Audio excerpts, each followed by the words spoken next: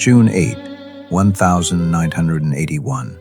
The set of Death Hunt in the Canadian wilderness. A helicopter stunt went catastrophically wrong. The rotor blade clipped a tree during a low-altitude chase sequence. The aircraft spun out of control and crashed into a rocky ravine. The pilot survived with serious injuries. But the stunt coordinator, 41-year-old Richard Chen, who had been hanging from the helicopter's skid for the shot, did not survive the 150-foot fall. Charles Bronson watched it happen from a camera truck, 200 yards away. He saw the helicopter lose control, saw Richard fall, heard the impact even from that distance. Richard left behind a wife, Diane, and 3 children, ages 7, 9, and 11.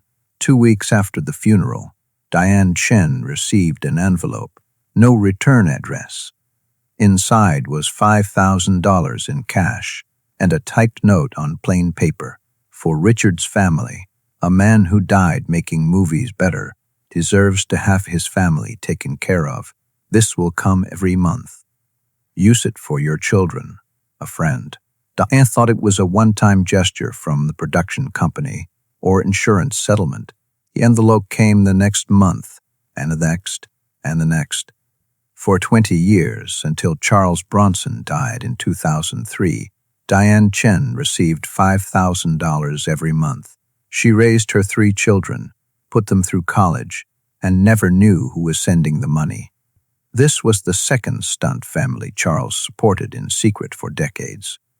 The first was the Morrisons, Annie, who died in 2 widows, 2 sets of children, 45 combined years of monthly support, over $3 million total. Neither family knew about the other until after Charles died. This is the untold story of Charles Bronson's secret commitment to a stunt family and why he could not save stunt workers' lives, but could save their families' futures. Richard Chen had been a stunt coordinator for 12 years by 1981. He was respected in the industry, meticulous about safety, creative with action sequences, trusted by actors and directors alike. He had worked with Charles on 3 previous films, and they had a good professional relationship. Death Hunt was supposed to be Richard's biggest project yet, a $10 million action film shot in remote Canadian wilderness, featuring elaborate chase sequences and dangerous stunts. Richard had spent weeks planning the helicopter work, calculating risks, setting up safety protocols, but helicopter stunts are inherently dangerous. Variables multiply: weather, terrain, pilot skill, equipment reliability. You can plan for everything and still have something go catastrophically wrong. On July 1981, they were filming a chase sequence, Charles's character fleeing on foot through forest, while a helicopter pursued at treetop level. Richard was coordinating from the helicopter, hanging from the landing skid, to get a better view of the shot composition and communicate with the ground crew. A sudden wind gust pushed the helicopter 2 feet closer to the trees than planned. The rotor blade clipped the pine branch. The helicopter spun. Richard lost his grip, and he fell 150 feet onto rocks. The production shut down immediately. Investigators determined it was an accident. No negligence, no equipment failure, just the inherent danger of helicopter work in difficult terrain. Richard's death was ruled accidental. The insurance paid out the standard amount, but standard insurance does not raise 3 children. Diane was 39 years old, a stay-at-home mother with no recent work experience. She had her husband's death benefit, about $100,000, which seemed like a lot until you considered 20 years of raising 3 kids alone.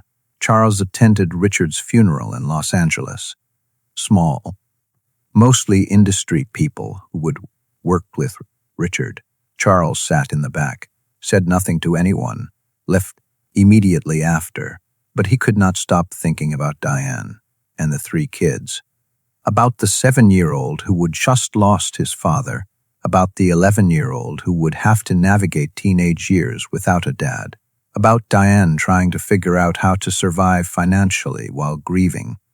He thought about Danny Morrison, a stuntman, who had died on the Stone Killer 8 years earlier, about how he would been supporting Danny's widow Christine ever since, about how that monthly commitment had become something he never questioned.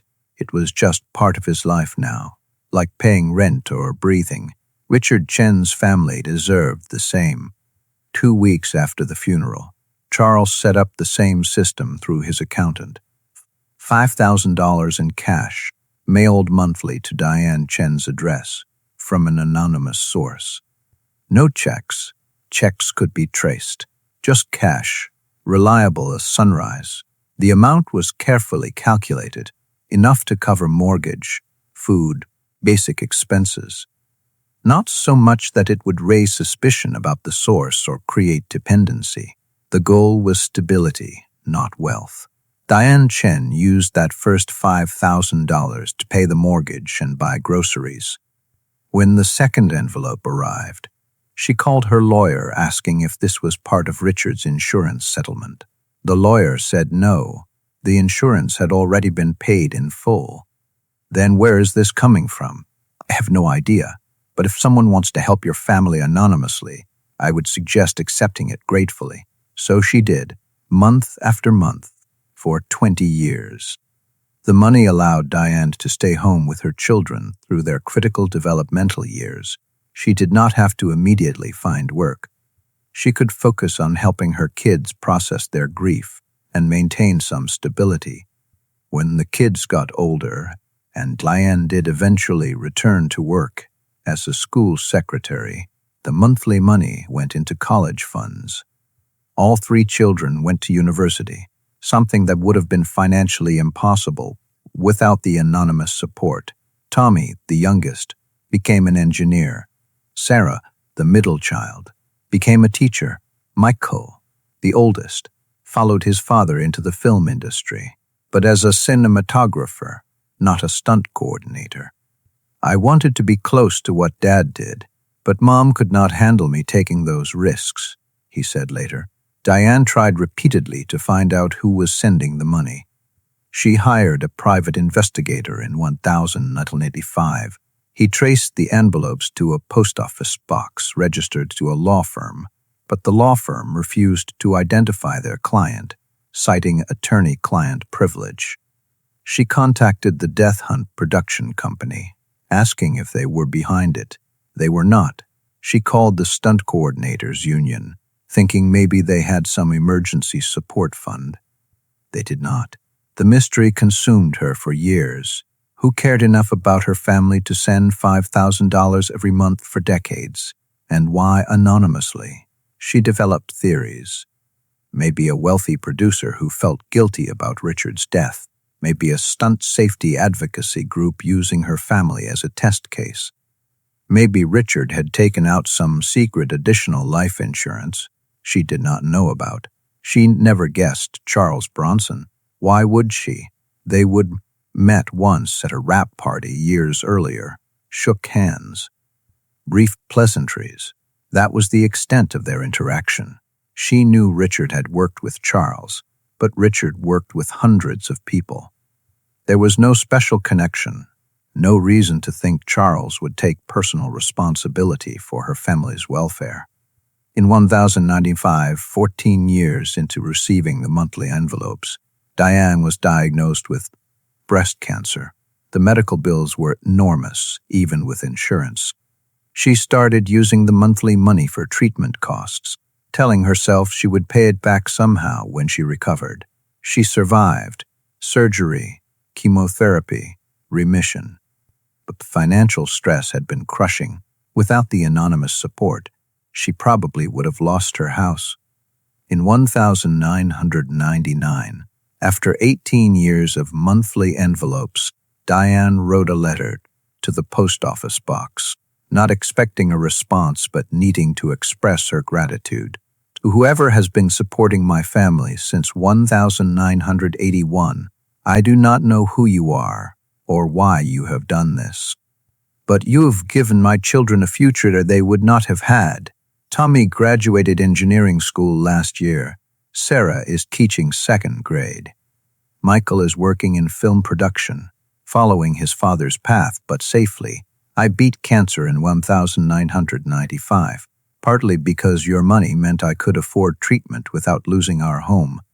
I will never be able to thank you properly, because I do not know who you are, but please know that whatever motivated you to help us, it worked. My family survived. My children thrived. That is because of you. Thank you, Diane Chen. She mailed it to the post office box. She never got a response. But what she did not know, Charles's attorney did forward the letter to him. And Charles read it, filed it carefully with other correspondence, and continued the monthly payments without comment. In August 2003, the envelopes stopped. After 22 years and 4 months of monthly deliveries, nothing came in September, or October, or November. Diane felt a strange grief. Not for the money. By this point, all 3 children were independent adults, and she had a stable job, but for the connection, for knowing that someone somewhere had cared about her family for over 2 decades. In January 2004, Charles's estate attorney contacted Diane Chen, calling on behalf of the Charles Bronson estate. We are settling some final matters, and your name appears in the estate documents. Diane was confused. Charles Bronson, the actor? I do not understand. Mr. Bronson has been providing monthly financial support to your family since June 1981, following your husband Richard's death. He left instructions that upon his death, you should be informed of the source of that support. Diane could not speak. When she finally found words, Charles Bronson? It was him? All this time? Yes, ma'am. For 22 years and 4 months. Total amount, approximately $1.34 million. Diane sat down heavily. But why? I barely knew him. Richard worked with him a few times. But Bronson felt responsible when stunt workers died on his films. He believed their families deserved support. He asked that his role remain anonymous during his lifetime. Was my family the only one? The attorney hesitated. I am not at liberty to discuss other beneficiaries, but I can tell you that Mr. Bronson took care of several families whose members died in film production accidents. After the call, Diane sat in stunned silence for an hour. Then she called her children and told them. They were equally shocked. Charles Bronson paid for our college? Tommy asked. Charles Bronson paid Mom's cancer treatment, apparently. For 22 years, Michael, who worked in film production, was the most affected. He was on set when Dad died. He saw it happen, and he took responsibility for us for 2 decades without ever telling us, without ever asking for gratitude or recognition. In 2005, a journalist researching Charles's anonymous charitable work discovered both the Morrison and Chen cases, 2 stunt families, both supported for decades, both unaware of each other until after Charles died. The journalist arranged for Diane Chen and Christine Morrison, Danny Morrison's widow, to meet. It was the first time either woman knew about the other. They sat in a coffee shop in Los Angeles and compared notes, the envelopes, the amounts, the decades of anonymous support, the discovery after Charles's death. He did this twice, Christine said, shaking her head. 2 separate families, 45 combined years of monthly payments, over $3 million total, Diane added. And he never told anyone, never used it for publicity, never expected gratitude. My son Miguel became a pediatric nurse because of the opportunities Charles's money gave him, Christine said. What about your children? Tommy's an engineer. Sarah teaches. Michael works in film. They all have good lives because Charles made sure I could raise them without financial desperation. They sat quietly, both processing the magnitude of what one man had done. "Should we tell people?" Diane asked. "The whole story." Christine thought about it. Charles kept it secret for a reason. He did not want recognition. Make people should know, not to praise him, but to understand what real generosity looks like. Not one-time donations or publicized charity. Just decades of consistent support, asking nothing in return. In 2006, they jointly wrote an article for Variety. Charles Bronson supported 2 stunt families for 45 years. Nobody knew until he died. The response was immediate. Other stunt families came forward with their own stories. Charles had supported at least 4 families over the years, not all for decades, but all substantially, all secretly.